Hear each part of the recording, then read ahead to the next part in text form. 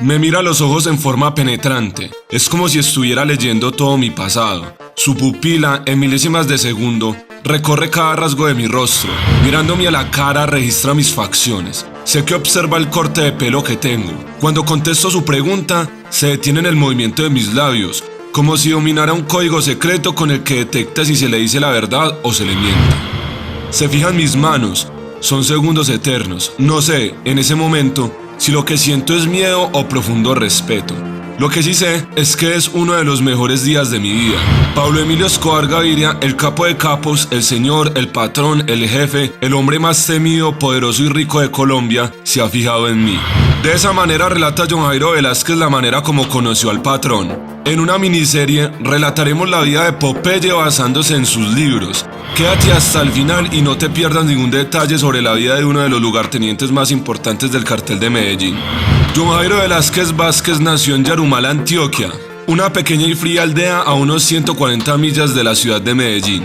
Era el 15 de abril de 1962. Su padre era un pequeño ganadero y empresario de la región. Su madre era ama de casa, santa con principios sólidos y creyente y practicante de su fe. Siempre aferrada a la fe, rezaba con el rosario todos los días en compañía de sus hijos.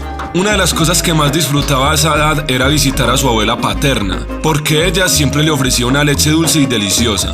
Pero ese placer tuvo su precio. Para visitarla tenía que cruzar un cementerio. En ese mismo cementerio reposan los restos de dos de sus hermanitos, que según su madre nacieron muertos. Un día su padre decidió trasladarse a Itagüí, un pueblo a escasos 18 kilómetros de la ciudad de Medellín. Allí, en Itagüí, el mundo se le abrió de forma dramática y frenética. La felicidad llegó sin previo aviso ni preparación. Los niños estaban en todas partes, jugando, montando bicicleta, yendo y viniendo de la escuela y haciendo cola para ver las películas. La vida era vibrante y todo alrededor, las tiendas estaban llenas de dulces y las calles estaban llenas de miles de autos y motocicletas. Música de bar, salas de billar y salones de baile. Pronto llegó el momento de ir a la escuela. Su padre incluso le dio dinero de bolsillo con el que descubrió la libertad.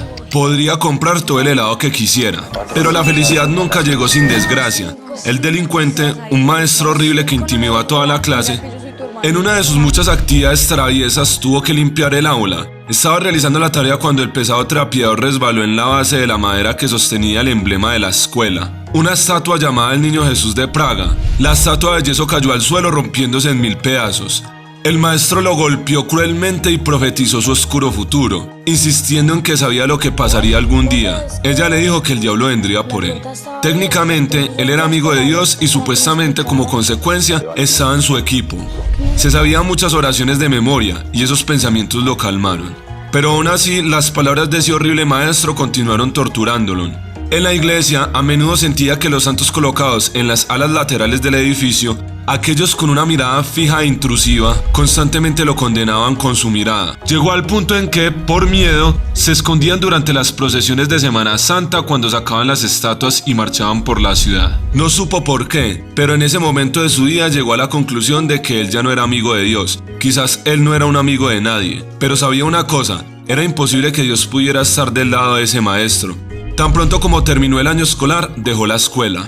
Y entonces sucedió lo inevitable. Se encontró con el diablo, miró a la muerte a los ojos, se produjo una terrible pelea entre dos hombres con machete a la vuelta de la esquina de su casa. El sonido de metal contra metal hizo eco en mi cerebro. La sangre estaba por todas partes. Su corazón latía como loco. Sintió una mezcla de miedo y placer, miedo al futuro y el placer de la morbosa curiosidad. Uno de los hombres tropezó y cayó al suelo. La sangre le fascinaba y lo hipnotizaba. Sus sentidos parecieron agudizarse, su color rojo era hermoso, brillante, limpio. Era la vida, fue Dios, fue el diablo. Esperó hasta que la víctima murió y el asesino se escapó. Y luego salió a mirar al muerto, sabía que nunca volvería a temer a la muerte. En ese momento supo que podía atravesar el cementerio de su infancia sin miedo a sus sombras fantasmales. Ya no era el mismo, se había sometido a un nuevo bautismo. Nació en un nuevo mundo nuevo, inimaginable, insospechado. A partir de ese día, inconscientemente buscó la violencia, se convirtió en rebelde, en luchador. Era pendenciero y agresivo, quería ser malo, un verdadero bandido. Empezó a portar una pequeña daga y robaba cosas de las tiendas y en su propia casa. Ya nada importaba, después de todo, Dios no lo ayudaría. Incluso si rezara con el rosario por cada oración que conocía, no le ayudaría. Tal cual lo había previsto su malvado maestro, se dirigía al infierno. Pasó el tiempo hasta que un día se dio cuenta que el futuro de él estaba con los militares. Decidió que la persona más importante de Itagüí, un coronel del Ejército Nacional, cayó en batalla contra las Fuerzas Armadas Revolucionarias de Colombia, en las montañas cercanas. Cuando murió, su cuerpo fue llevado a la ciudad y su velatorio tuvo lugar en su propia sala de estar. Yo era uno de los pocos privilegiados a los que se permitía entrar a la residencia. En la sala de estar, 4 velas enmarcaban un importante pero hermoso ataúd marrón. Estaba cubierto con la bandera tricolor de su país, y sobre él se colocó un sable con el sombrero de oficial laureado. Allí aprendió que ser militar en este país era ser alguien importante. Sin ninguna dificultad entró en la Academia Naval de Barranquilla. En los folletos promocionales la escuela se veía muy hermosa, pero en realidad los terrenos eran todo lo contrario. En ninguna parte se veían los grandes barcos o cruceros por el Atlántico.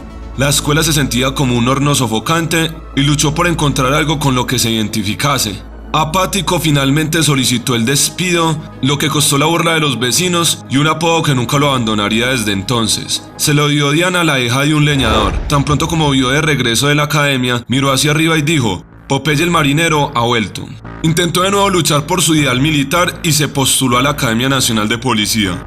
Entró como aspirante a cadete en el Colegio General Santander. Soñó con recibir algún día los mismos honores que el coronel de su infancia. Sin embargo, su felicidad allí duró poco. Incluso con el uniforme verde que vestía con orgullo, entusiasmo e inocentes ilusiones de grandeza, un alférez llamado Hernán Darío Gallo le reveló la corrupción de la institución. La policía que defendía sus regímenes a menudo recibía obsequios de la mafia y los políticos. Esto decepcionó profundamente a Popeye y por ese motivo salió desilusionado de la Academia Nacional de Policía.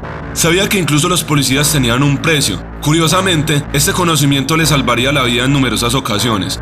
Durante una escaramuza en el distrito de Laureles en Medellín, uno de sus hombres murió y otro resultó herido, pero resultó ileso. Recibió un rasguño en la muñeca derecha de una de las balas voladoras del capitán. Lo vio como una caprichosa jugando con la vida, para recibir solo un rasguño de una bala. Cuando regresó al distrito, habiendo fracasado en los intentos de ser bueno, enfrentó el juicio cruel de sus compañeros. Tú, Popeye, no sirves para nada. Un hombre llamado Nandito, un hombre de vida fácil que trabajaba para Pablo Escobar en tareas administrativas, una vez le pidió que lo acompañara a ver un toro mecánico en una finca que pertenecía al famoso capo. Llegaron a una hermosa finca con una avioneta decorando la entrada. Fue la famosa hacienda de Nápoles de Pablo Escobar Gaviria y Gustavo de Jesús Gaviria Riveros. Se dirigieron hacia la zona de la piscina, donde encontraron al toro mecánico. Mientras el ingeniero revisaba la máquina, miró a su alrededor con asombro. Se sintió deslumbrado por la riqueza y el poder que se respiraba en el aire de ese lugar. Le pasé herramientas a Nandito mientras miraba a mi alrededor con anticipación, esperando ver al famoso Pablo Escobar. Unos hombres armados sentados en sillas alrededor de la piscina confirmaron su presencia en la hacienda. Finalmente, justo cuando se iban, Pablo apareció en el balcón del segundo piso. Allí estaba mirando el horizonte. Estaba pensativo y distraído, como si tratara de resolver un problema. Salieron de la casa satisfechos con su breve aparición. Manejamos todo el camino de regreso en silencio, complacidos e impresionados con el poder imponente y cautivador que un hombre podía inspirar. En su distrito había 4 mujeres hermosas. Volvieron locos a todos los chicos con el estilo y el ritmo de su caminar. Habría muerto por uno de ellos en particular. Su nombre era Ángela María Morales Velázquez. Ella era la más hermosa, pero considerando su humilde posición, sabía que era imposible siquiera pensar en tenerla. Salió con Roberto Strenginger, uno de los pilotos de Pablo Escobar. Por las tardes, conduciendo sus lujosos autos, la buscaba mientras aún vestía su uniforme escolar. El destino la marcó para ser un día su esposa y darle a su único hijo, Mateo. Con el tiempo descubrió que Ángela era una mujer sin principios. Lo que tenía en piernas y cuerpo le faltaba en decencia. No era más que una muñeca al servicio de la mafia, pero ella valió la pena por su pequeño Mateo. Su vida en el distrito transcurría monótonamente. Vivió en algún lugar entre la inocencia y locura de la juventud y mis suspiros de amor platónico por Ángela María. Dejé su trabajo con el ingeniero y estuvo desempleado durante un año completo. Una tarde estaba sentado a la vuelta de la esquina de mi casa con sus amigos Hugo Franco y Juan Diego Morales. Estaba en la calle tomando una cerveza y escuchando tango cuando llegó el hermano de Ángela María disfrazado de oportunidad laboral. Lo que realmente ofreció fue el destino. A los 3 nos ofrecieron trabajos como conductores guardaespaldas para una mujer hermosa. Aceptó de inmediato, de hecho aceptó su nuevo trabajo con seriedad y entusiasmo. Su nueva jefa, Elsie Sofía, era la amante de Pablo. A medida que pasaba el tiempo, se familiarizó cada vez más con la organización. Llegó al punto en que su lealtad fue tan apreciada que un día Pablo Escobar, después de haber terminado su relación con su patrona, preguntó: Popeye, ¿quieres morir conmigo? Le respondió con una buena dosis de optimismo: patrón, nunca te vas a morir.